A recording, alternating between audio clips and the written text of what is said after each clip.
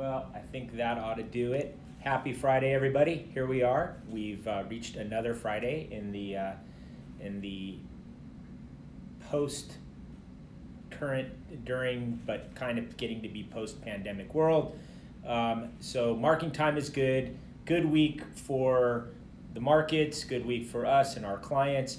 It's Friday, so we're going to keep it brief and light, and I wanted to just share with you something that we're starting to think about. Would love your feedback. Would love if anybody has a different perspective or a different point of view on how this, the aftermath of this will look. But here was one of the things I was thinking, which might be a positive.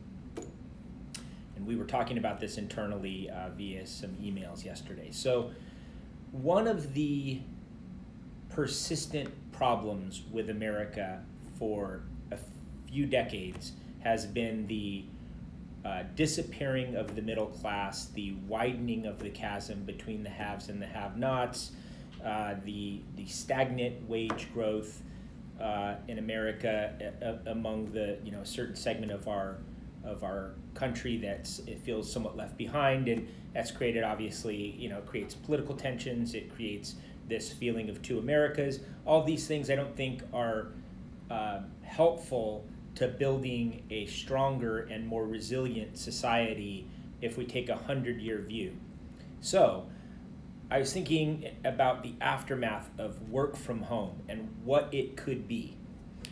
And I hope that some of this actually ends up working longer term in our favor. And here's how it could, which is if part of what has drawn workers to the coasts have been access to these highly skilled, high-paying jobs, which are clustered in the cities that are the most expensive to live in, and it's created this kind of tension between got to make a lot because it costs a lot, and you got to earn a lot to buy a house and to get the American dream, and then you have to go out further and further, and all of these different things which have caused a lot for it's almost like a step forward, a half a step back, or maybe 3/4 of a step back for a long time. So I thought, wouldn't it be, this came up because Lauren and I happened to be chatting about whether or not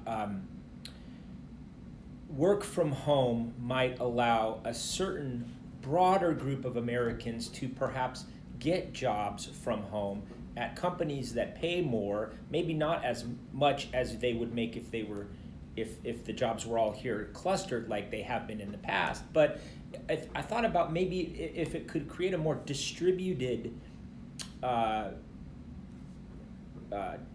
better distribution of better jobs across the country rather than just clustered on the coasts. So it seemed like that, if you look at what's happening, I think Nebraska is making a big push to get the Tesla plant because Elon Musk threatened a few weeks ago to take it out of Fremont, which now he's, of course, walking back. But point being, some of the jobs that are going to be created in the aftermath of this will be able to be done in some form or fashion remotely.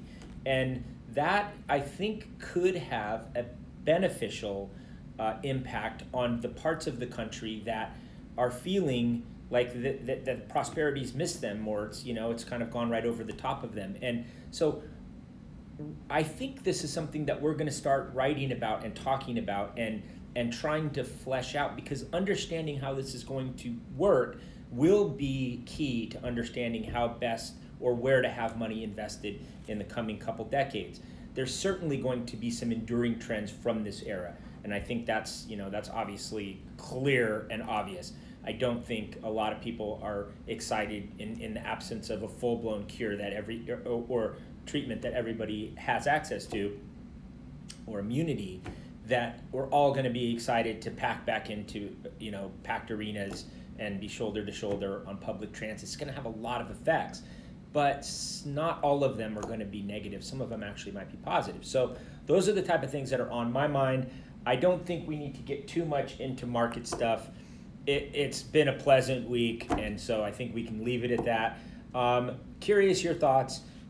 If you have ideas or articles that you care to share, we're interested in reading them. I'm reading a lot about this right now. I seem to be listening to a podcast, reading an article, and really trying to figure out what this might look like in the coming decades, because I think that's the next key critical question that we have to address. So have a great weekend. Spend some time with your family. A long weekend. I will say in advance a happy birthday to my son, who turns 15 on Monday and who happens to be here with me today.